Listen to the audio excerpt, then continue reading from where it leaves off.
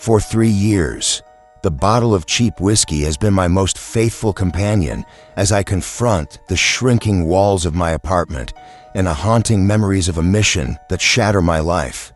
Once the Navy's premier sonar technician, I spent over a decade honing my ability to interpret the ocean's whispers, earning commendations and the respect of countless crews. The ocean was my sanctuary, its depths a realm of mysteries I dedicated my career to unraveling. But all that changed aboard the USS Connecticut in the vast expanse of the Pacific, where an assignment intended to track enemy submarines morphed into an encounter with something beyond comprehension, a living giant lurking in the Mariana Trench. The official report credits our loss to mechanical failure, but I carry the truth of what we face beneath the crushing depths, and the silence forced upon me since. I reached again for the bottle, my fingers closing around the neck of cheap whiskey that had become my steadfast companion over the past 3 years. The apartment seemed to shrink each day, as if its walls were closing in on me. Yet, I couldn't bring myself to leave this place, not when I could gaze out my window and see the Pacific stretching endlessly toward the horizon, the very horizon where everything had unraveled. Once I was the Navy's finest sonar technician, 12 years of service, countless missions, and the uncanny ability to discern sounds in the depths that others simply missed. I read sound waves like sheet music, isolating submarine signatures within the noise with such precision that I earned commendations and the respect of every crew I serve alongside. The ocean had been my second home, her mysteries the focus of my life's work. Now, I can't even take a shower without hearing those haunting sounds again. The whiskey burns on the way down, but dulls the incessant ringing in my ears, a souvenir from pressures no human should ever have survived. I set the glass on the small table beside my chair and glanced toward the wall opposite the window, where framed certificates hung, a Distinguished Service Medal, Navy Achievement Medal, Expert Submarine Warfare Pin. Each felt like relics from someone else's life, someone who once believed the ocean was a domain science and technology could conquer. That person died 3 years ago in the Mariana Trench, along with 23 of the finest sailors I ever knew. The official story called it a catastrophic equipment failure during routine training exercises. According to the Navy, the USS Connecticut suffered multiple hull breaches at depth, resulting in a loss of almost all hands before emergency ascent procedures could be enacted. Clear, simple, complete. I was there. I heard what we sank upon, saw the things no human was meant to see. The Navy didn't send us out for training. They sent us hunting for something lurking in those depths, something that had been sending signals from the ocean's deepest reaches, signals that defied every database and textbook we had. The ice clinked in my glass as I lifted it once more and realized my hands were trembling. Despite 3 years of therapy, medication, and forced retirement, the tremors that began the day they pulled me from the life raft persisted. Dr. Martinez called it a trauma response, a nervous system still grappling with what it had endured. He meant well, but he'd never been 40,000 feet beneath the surface when something the size of small island took notice of you. I tried to explain during our sessions, the sonar readings that made no sense, the sounds emanating from living tissue instead of rock formations, the intelligence behind that immense eye that gazed through our hull like we were transparent. Dr. Martinez would nod, take notes, but I could see the doubt in his eyes. He thought it was pressure-induced hallucinations, a mind crafting elaborate fantasies to cope with survivor's guilt. Maybe he was right. Maybe I was losing hold of reality. But madness didn't explain why the Navy spent 3 years moving me from base to base, facility to facility, never allowing me to stay in one place long enough to speak to the wrong people.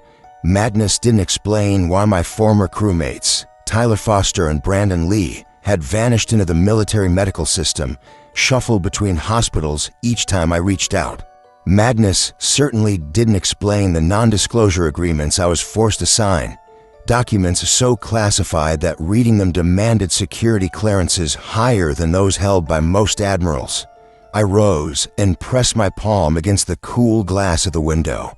The Pacific lay calm beneath the afternoon sun, stretching deceptively serene. Somewhere, maybe 1,000 miles west, the water plunged deeper than most could fathom, deeper than even our most advanced submarines were rated to explore, deep enough to conceal things that had weighed in the darkness since before humanity ever learned to build boats. The government knew what dwelled there. That's why they sent us. For 3 years, I tried to forget, tried to carve out some semblance of normal life here in San Diego, pretending to be just another veteran grappling with adjustment. I took a job at a marine supply store selling navigation gear to weekend sailors who saw the ocean as a playground.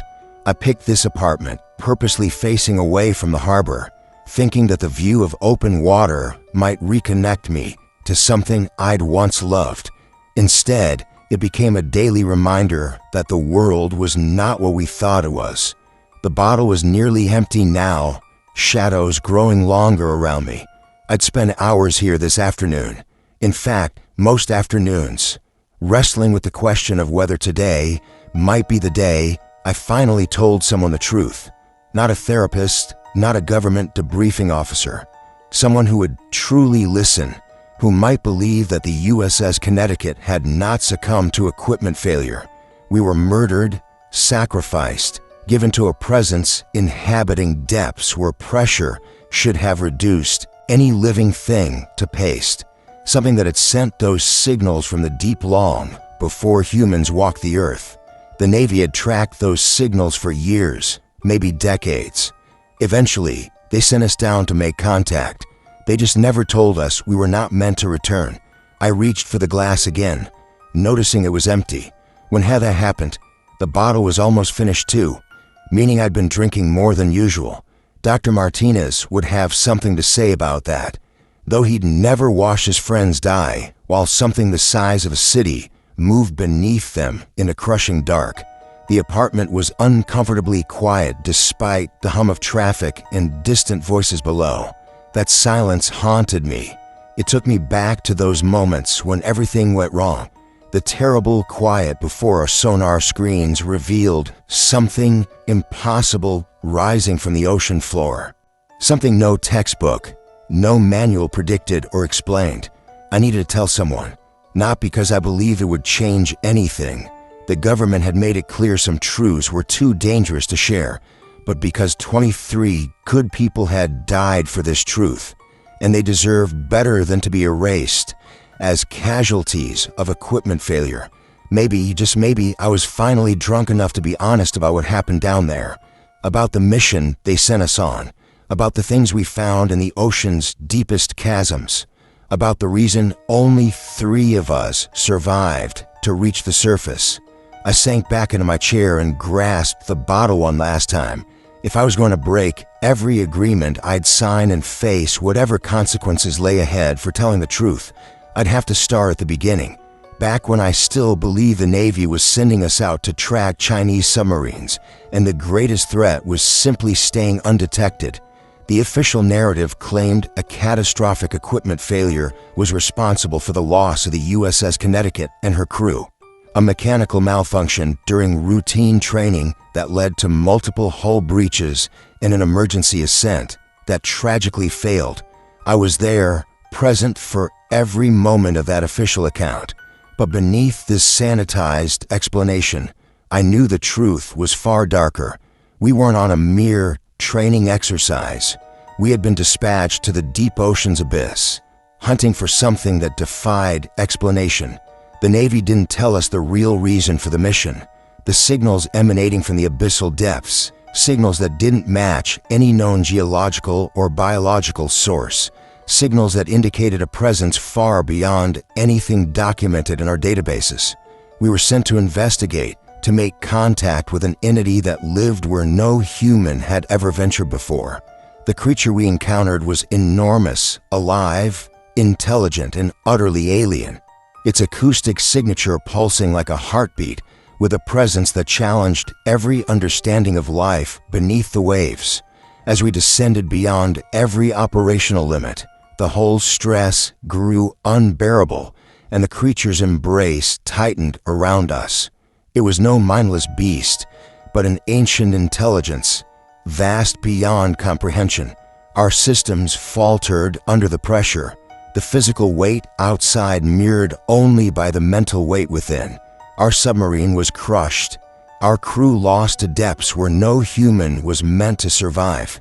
Yet, somehow, a handful of us escaped, rescued from the vast ocean surface hours after our vessel was swallowed by the dark. The official report remained unyielding. Equipment failure during training, but I carried the undeniable proof of what truly awaited in the trenches below. The incident wasn't an accident. It was a calculated encounter with a power the Navy had known about but chose to keep hidden, the secret that claimed 23 lives and left scars that no ordinary confession could heal. For months, I attended therapy sessions, seeking relief from the relentless storm inside my mind. Each time I tried to share the truth, the signals from the depths, the sonar readings that defied explanation, the conscious gaze of that colossal, I was met with skepticism. Dr. Martinez, patient though he was, explained away my accounts as hallucinations born from trauma and nitrogen narcosis. He attributed my vivid memories to the mind's desperate attempt to cope with unbearable survivor's guilt. The reality was far more complex. The Navy cloaked the mission and its outcomes in layers of secrecy thicker than the abyssal waters I had once navigated. I was shuffled from one base to another, never allowed to settle long enough to confide in others who might understand or expose the truth. My former crewmates Tyler Foster and Brandon Lee disappeared into the military medical black holes, their locations and conditions guarded under the veil of national security. Each day, the pressure built, not just from memories, but from the legal chains imposed by non-disclosure agreements, so strict that even most admirals lacked clearance. These documents legally silence me, making any attempt to reveal what really happened a punishable offense. The secrets I bore were deemed too dangerous for the world above, and that silence was suffocating, surrounded by walls that held the echoes of a life defined by honor and service. I wrestled with the isolation imposed by unknown forces wielding a power far beyond our comprehension. The depth of silence was profound, an abyss rivaling any ocean trench, where the truth remained submerged and inaccessible to those who needed to hear it most. I stepped aboard the USS Connecticut for the first time, anticipation mingling with a sense of duty honed over 12 years of Navy service. As one of the Navy's most advanced Seawolf-class submarines, she represented the cutting edge of underwater warfare, a silent predator designed to move unseen through the depths. My role as the sonar technician was critical, to be the ears in the deep detecting and decoding the faintest signs of enemy activity. Early on base, my colleague David Rodriguez, an engineer with a knack for keeping machinery running under pressure, joined me in familiarizing ourselves with the Connecticut's new systems. The sonar suite was extraordinary, quiet, sensitive, and capable of detecting contacts impossible to discern on older models. Dave's excitement matched mine. We could pick up shrimp farts from 50 miles away, he joked as he ran diagnostics. But there was unease beneath the surface. Dave mentioned Captain Walker's unusual focus on depth ratings and equipment limits, far more intense than typical pre-mission scrutiny. It was strange for a commander to obsess over such specifics unless anticipating something out of the ordinary. At the mission briefing, the tension was palpable as Captain Walker addressed the department heads and senior petty officers. The official orders seemed routine: track Chinese submarine movements in the South China Sea, gather signal intelligence, and remain undetected. Walker emphasized operating quietly in passive mode, maintaining strict electromagnetic silence, save for periodic check-ins. his gaze fixed on me as he stressed the importance of my expertise. "Thompson, your ability to identify and classify every contact is vital. Pay special attention to any submarine signatures that don't match known Chinese vessels." After the briefing, Walker pulled me aside. His demeanor darkened. "This mission may require pushing our equipment beyond normal parameters. Be ready for anything."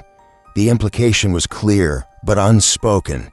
We might be descending into depths in scenarios beyond standard missions. As preparations continued, I puzzled over the mission's true nature, especially when navigation plotted unusual coordinates leading toward the Mariana Trench, the deepest part of the ocean. It was far beyond typical patrol areas and operational depths. Dave, Mitch, and I speculated quietly, the unease growing. That evening, final systems checks confirmed our readiness. The submarine vibrated with quiet power, the nuclear reactor humming beneath us. Yet, the course plotted was no longer toward the South China Sea, but southward into the abyss, a covert mission cloaked in secrecy, where the known world ended and the mysteries of the deep awaited. The dive into darkness began 12 hours after leaving port, when Captain Walker gave the command to push the USS Connecticut beyond any depth its fleet had ever reached. I watched the depth gauge steadily climb past our normal limits, 15,000 feet, then 20,000, 25,000. With each increment, the pressure mounting outside threatened to squash us into a metal wafer the size of a dinner plate. My sonar screens remained clear as we descended through the water column, but I kept adjusting the fine calibrations I'd spent hours perfecting. At these extreme depths, sound transmission warped in ways that defied everything I had learned about underwater acoustics. The ocean's density became heavier, resisting the passage of sound waves and demanding constant recalibration to maintain optimal performance. From his engineering station, Dave reported in calm but concerned tones that hull stress was nearing the yellow zone, cautioning that we were approaching our operational limits. Captain Walker stood behind the periscope housing, hands behind his back, his attention locked on the depth gauge. Though his uniform remained spotless after hours submerged, the tension in his shoulders was palpable. "Continue descent," he ordered. "Monitor hull integrity. Maintain current rate." Dave inhaled sharply as he adjusted controls, and I could feel the submarine's hull under immense strain. The Connecticut was built for adversity, but we were venturing into a realm that tested even Seawolf-class engineering. Every rivet and weld now bore loads surpassing the safety margins established by designers. Inside the boat, subtle, unfamiliar sounds surfaced, the low creaks of steel compressing, delicate pops, and groans echoing from the metal shell encasing us. These weren't emergency alarms yet, but the submarine was speaking to us, telling us we'd moved beyond its comfort zone. At 30,000 feet, my sonar displays still showed nothing but empty water beneath us, the acoustic void of the Pacific's greatest depths with no sign of biological or geological contacts. I delicately tweaked the passive arrays to maximize sensitivity, approaching the coordinates given by our mysterious superior, John Harrison. "Navigation is experiencing some drift," Mitch announced from a station, tracing his fingers over the controls with precise, troubleshooting motions. GPS signal weakening and inertial guidance requiring constant corrections. Such malfunctions were expected. Electronic systems were designed to function within the range of normal operations. Pushing past those limits invited unpredictable issues. At 32,000 feet, I repeatedly verified my sonar calibration, mindful that water pressure was intensifying around us. The acoustic environment was unlike any I'd ever known, denser, more oppressive to sound waves. Though the passive arrays worked flawlessly, they labored harder to preserve the clarity needed for detection. Captain Walker approached my station, eyes shifting between my sonar screens and the depth gauge. "What's your sonar picture showing?" "Clear water, sir. No contacts beyond background noise." I replied. We were still about 7,000 feet above the target coordinates. He nodded quietly, but said nothing, calculations coursing through his mind. He was figuring out exactly when and where we would reach that elusive point, a point that concealed an anomaly powerful enough to command a complete reroute of our mission. At 35,000 feet, Dave's voice cut through the control room, slicing through the silence. Captain, hull stress indicators are in the red. We're near the absolute safe depth limit. I looked up to catch Walker's reaction. His jaw tightened, and once again, that quick glance at his watch, an involuntary gesture I had come to recognize, signaled his internal conflict. Yet he gave no order to level off. Continue descent to 38,000 feet, he commanded, voice steady though tension lingered beneath. Then we reassess. Dave responded swiftly, warning of the immense risk to hull integrity. But Walker was resolved. The metallic creaks grew louder as we sank beyond 36,000 feet. Steady conversations between our hull and the relentless pressure outside. By 37,000 feet, I finalized my sonar adjustments to optimize for these unheard depths. The oceans pressed down like an invisible vice, eager to crush our fragile bubble. Suddenly, at 38,000 feet, something registered on my displays that shattered every other concern I'd been nursing. Contact, bearing 270 degrees, approximately 2 miles ahead, descending near 40,000 feet. Walker hustled beside me, his gaze fixed on the sonar screens. I analyzed the reading with disbelief.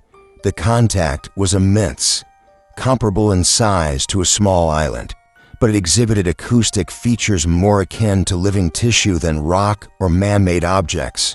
There was no match in geological databases. No known vessel or creature fit this signature. Unknown, sir.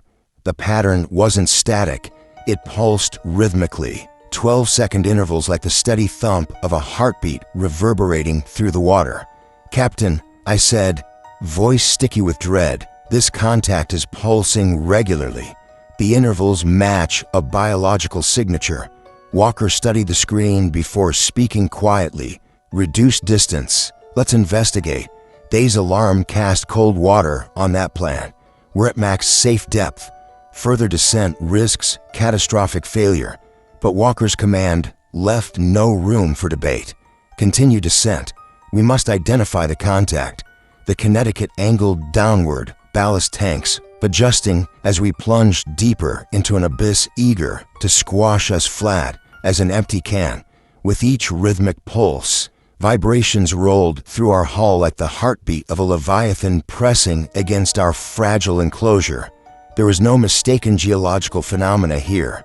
This was live, colossal, and alive at crushing depths where no known organism should survive. Navigation's malfunctioning. Mitch reported, voice tight with tension, compass erratic, inertial guidance drifting wildly. My attention remained glued to the sonar. This colossal being, millions of years in the making, emerged from the ocean's fathomless cradle, a spectacle beyond belief. As we crossed 39,000 feet, the shape expanded across my screens, overshadowing everything I had encountered before: ships, submarines, even massive whales, all dwarfed by this entity, stretching miles across the seafloor, extending beyond our sonar's reach. Its ascent created violent currents, throwing the Connecticut sidelong, battering our systems. Engineering report, Walker demanded. We're detecting abnormal currents, Captain. Dave's voice trembled with professional fear. The creature's displacing unimaginable volumes of water. On the displays, intricate, glowing patterns pulsed in complex sequences.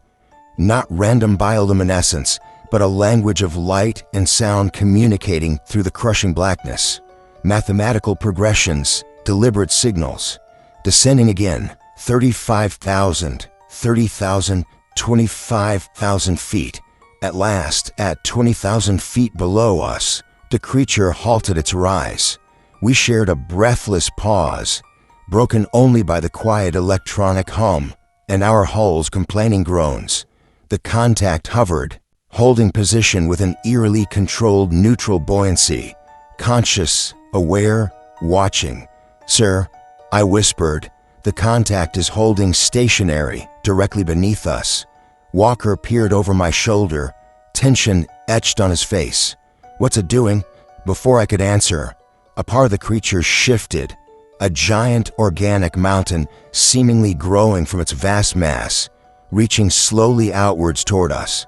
Contact extending something, I managed, voice trembling, range closing rapidly. The appendage is hundreds of feet in diameter, larger than our entire submarine. The massive limb moved with fluid grace, perfectly suited for this extreme environment. Its internal structures pulsed with the same rhythmic signals that I'd observed hours earlier. At 15,000 feet below us, then 10,000, then 5,000. "Emergency ascent," Walker barked, voice sharp and commanding. "All ballast tanks blow. Surface now." Dave's hands danced over the controls, triggering emergency procedures. Compressed air roared as ballast tanks evacuated water. This at approximately 38,000 feet beneath the surface, the submarine Connecticut's sonar suddenly registered an anomaly that captured my entire focus. The display revealed a massive contact, roughly the size of a small island, but unlike any geological formation or vessel I had ever encountered in my 12 years of submarine service. This colossal presence emitted acoustic signatures characteristic of living tissue rather than rock or metal. The rhythmic pulses detected at 12-second intervals echoed through the crushing water pressure, unmistakably resembling a heartbeat. Captain Walker, standing close by, immediately ordered the submarine to descend toward this mysterious entity, despite warnings from our engineer about the extreme risks involved. The creature's bioluminescent patterns illuminated the darkness, pulsating with complex sequences that revealed an intelligence far beyond human comprehension. As we approached, the submarine was buffeted by powerful currents generated by the creature's movements, making navigation increasingly difficult. The contact's sheer scale was staggering, approximately 3 miles long and nearly 2 miles wide, as it ascended from the abyssal plains.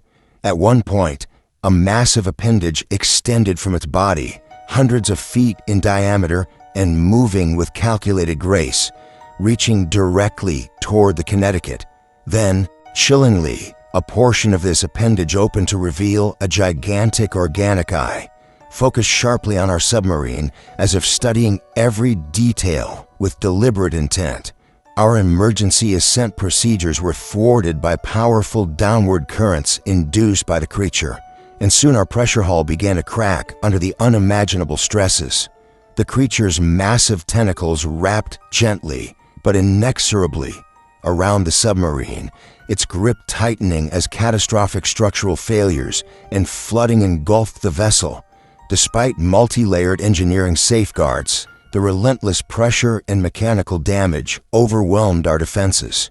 Throughout this harrowing ordeal, I sensed an intelligence that transcended mere survival instinct, an ancient awareness deeply entrenched within this immense being whose vast body spanned ocean trenches like living mountain ranges connected through complex bioluminescent communications. The creature's gaze and presence left an indelible mark on my mind, an overwhelming realization that humanity had stumbled upon a primordial intelligence that had observed countless civilizations from the shadow depths. The experience shattered all my preconceived notions about life beneath the ocean floor. This was no mere beast or natural anomaly, but a sentient entity, vast beyond measure, lurking in realms where no human or machine was meant to venture. The encounter ended as the submarine succumbed to the immense pressures of the deep, but the knowledge of what I witnessed remains etched in my consciousness, a terrifying truth hidden in the darkest trenches of the world's oceans. After the submarine was crushed under the immense pressure, I found myself suddenly adrift on the ocean's surface, lying in an emergency life raft. The shock of transition from the crushing depths to the fragile sanctuary of the raft was overwhelming. My body ached in ways I couldn't immediately explain, joints throbbing with deep, bone-level pain, the aftermath of injuries no human should endure. Looking around, I saw other survivors strewn across several rafts, their movements weak or non-existent. 2 appeared unconscious, including my close friends Tyler Foster and Brandon Lee. The reality of surviving such a catastrophic failure where 30 of my crewmates have been lost was staggering. Physics and probability offered no explanations for how any of us made it through that nightmare. The roar of approaching Coast Guard helicopters and the arrival of rescue boats brought a mix of relief and disbelief. Medics approached with practiced precision, checking our vitals and stabilizing those suffering from severe decompression sickness. My own injuries reflected the brutal, rapid changes in pressure during escape from the depths. Symptoms that should have been fatal transferred onto the rescue vessel. Every movement was an agonizing challenge, my body stiff and frail from trauma. I watched as others, including Tyler and Brandon, were brought aboard in unconscious states, their chances as precarious as mine. The silent truth hung heavy in the air. Whatever force had destroyed the Connecticut had selectively spared only a few to survive. As a rescue basket lifted me into the helicopter, the swirling downdrafts and mechanical noise surrounded me like a distorted dream. Despite the pain and chaos, my mind was consumed by questions about what we had encountered deep beneath the ocean's surface, something living and vast beyond comprehension, and why it had allowed some of us to live. The aftermath of the USS Connecticut incident unfolded in a haze of medical emergencies, bureaucratic obfuscations, and silent truths too dangerous to utter. I awoke on the surface, cradled by an emergency life raft, the taste of salt and blood on my tongue, my body racked by overwhelming pain, bones aching with the marks of pressure changes no human should endure. The Coast Guard's swift rescue was a blur of orange suits, churning waves, and the hum of helicopters overhead, pulling survivors from the vast Pacific. At Naval Medical Center Guam, medical teams confronted my decompression injuries with practiced efficiency, their questions probing for details I struggled to reconcile with the official story of mechanical failure. What happened to the Connecticut? I wanted to scream, desperate for acknowledgement of the massive, living presence that had dragged us deeper into the darkness. But all they gave me were terms like nitrogen narcosis and trauma-induced hallucinations, clinical phrases that dismissed the reality I bore inside. When Lieutenant Commander Hayes of Naval Intelligence came to deliver the Navy's sanctioned narrative, his words cut like ice: catastrophic equipment failure during routine training operations, survivors suffering cognitive impairment. But I knew better. The creature's pulsating eye that had pierced through 40,000 feet of crushing water pressure was etched into my memory. It wasn't training. We had been sent to hunt a secret so deep, so immense, that it defied every law of nature and naval doctrine. Transferred abruptly to Naval Medical Center San Diego, I found a new form of confinement. Legal walls just as insidious as the pressure hull that had collapsed around us. Commander Robert Clark of Naval Intelligence conducted debriefings stripped of compassion, focusing solely on technical data, the rhythmic pulses, the immense size, the bioluminescent signals. What I revealed confirmed what they already knew but dared not share.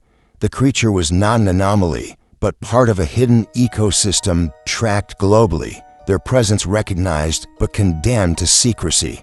Clark's presentation of non-disclosure agreements was a Pandora's box I had no choice but to close.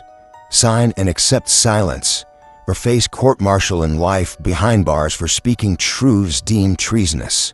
The official story would remain mechanical failure, the crew's deaths listed as tragic accidents.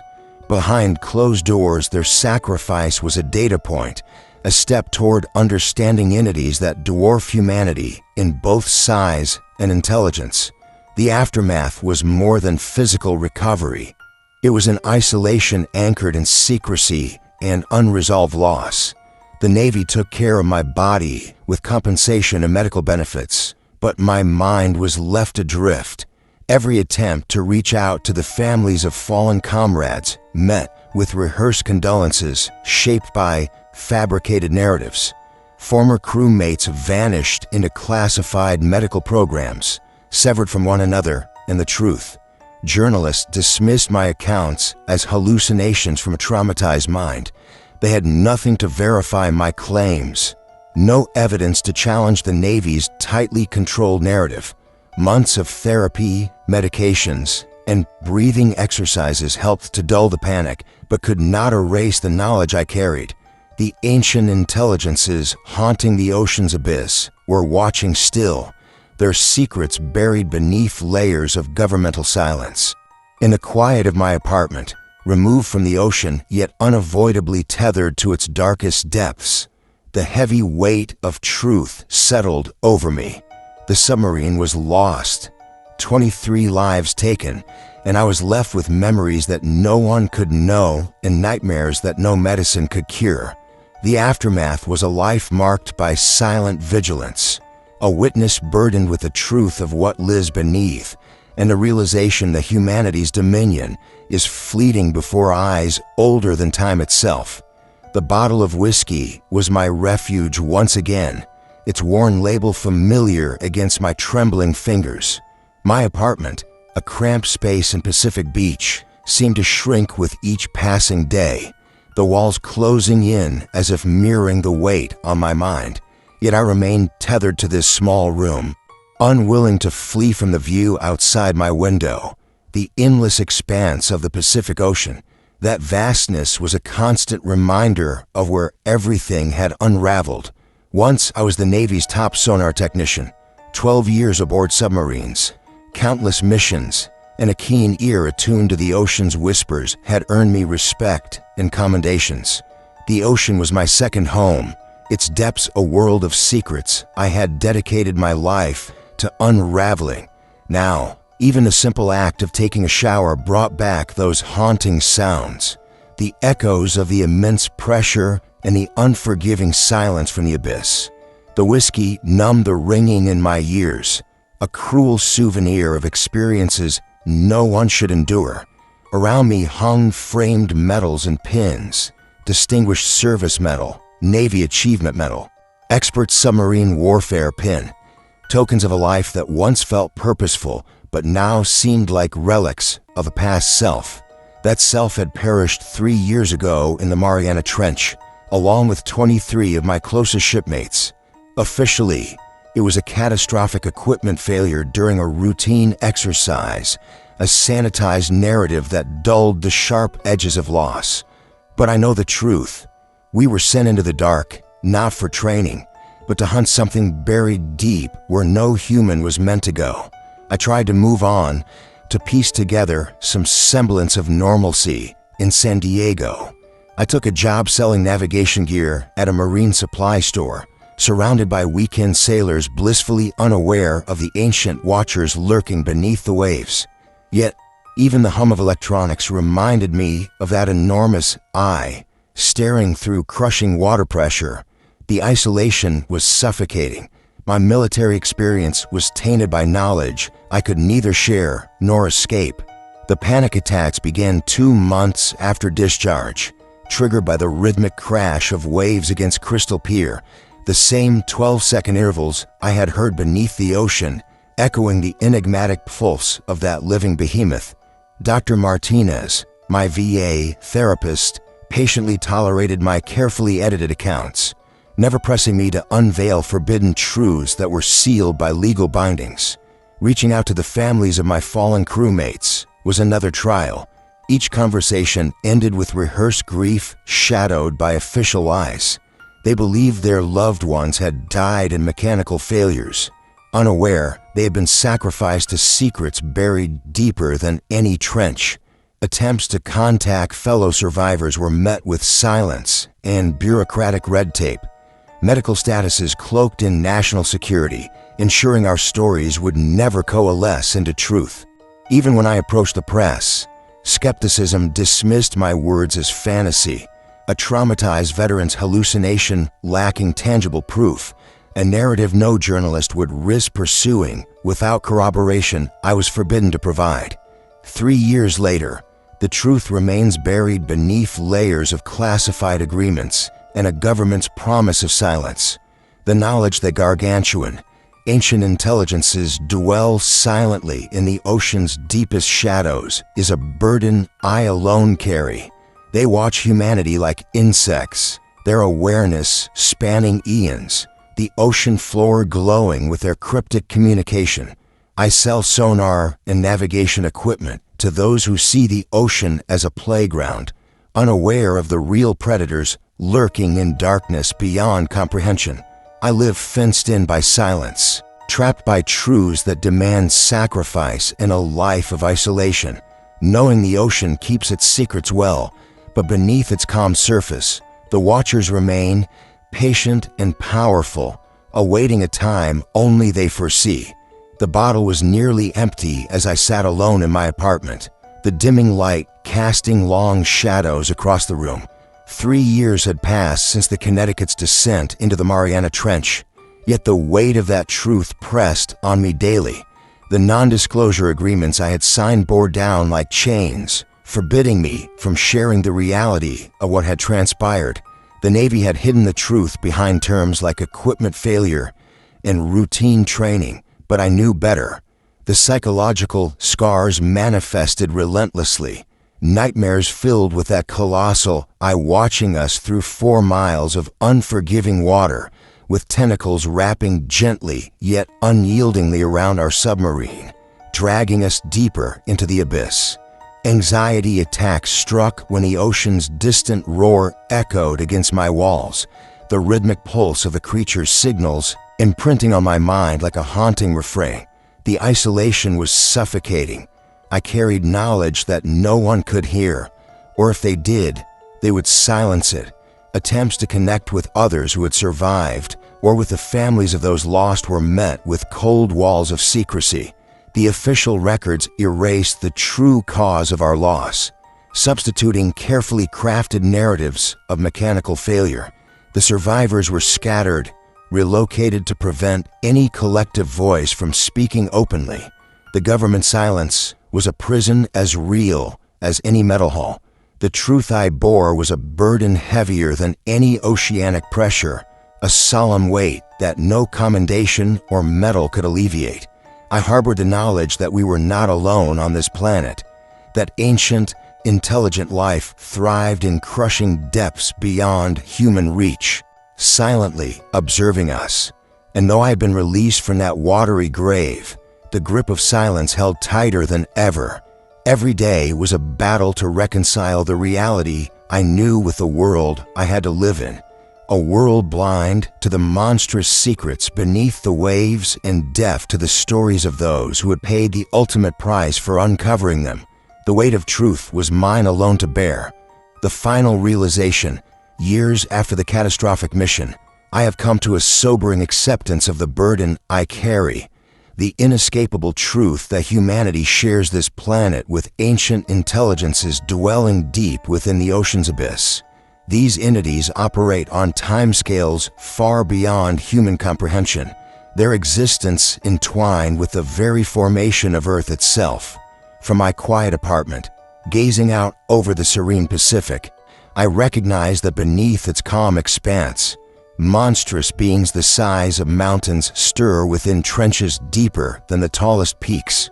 The government's secretive actions made one thing clear: the risks they were willing to take and the sacrifices made were because these creatures represented something of profound significance, something humanity was never meant to confront so directly. Despite attempts to keep their existence hidden and classified, I experienced their presence firsthand, a living intelligence, patient and inscrutable, observing us as minuscule intruders into its domain. I now understand that our dominance on this planet is fragile and fleeting. These ancient entities continue to watch and communicate silently across vast underwater networks, awaiting an unknown moment to reveal their intent. The knowledge I possess is a weight I alone bear, for speaking it risks consequences far beyond personal cost.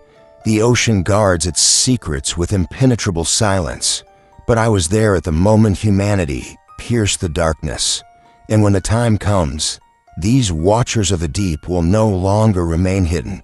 The question is not if, but when, and what that will mean for us all. The protagonist grapples with the chilling awareness of ancient, immense intelligences residing in the ocean's deepest trenches, sentient beings who have observed humanity's rise and fall from their hidden domains for millennia. Understanding that their power and secrets extend far beyond human comprehension, he recognizes that mankind's status as the planet's dominant intelligence may be precarious, though the surface of the Pacific seems serene. Beneath lie colossal creatures whose existence and influence are kept concealed by governmental secrecy. Bearing this haunting knowledge alone, the protagonist contemplates a future where these ancient entities will eventually decide whether humanity's era of dominance endures or comes to an end. If this story captivated your imagination, please subscribe, like, comment, and share your thoughts. Your engagement helps bring these hidden depths into the light.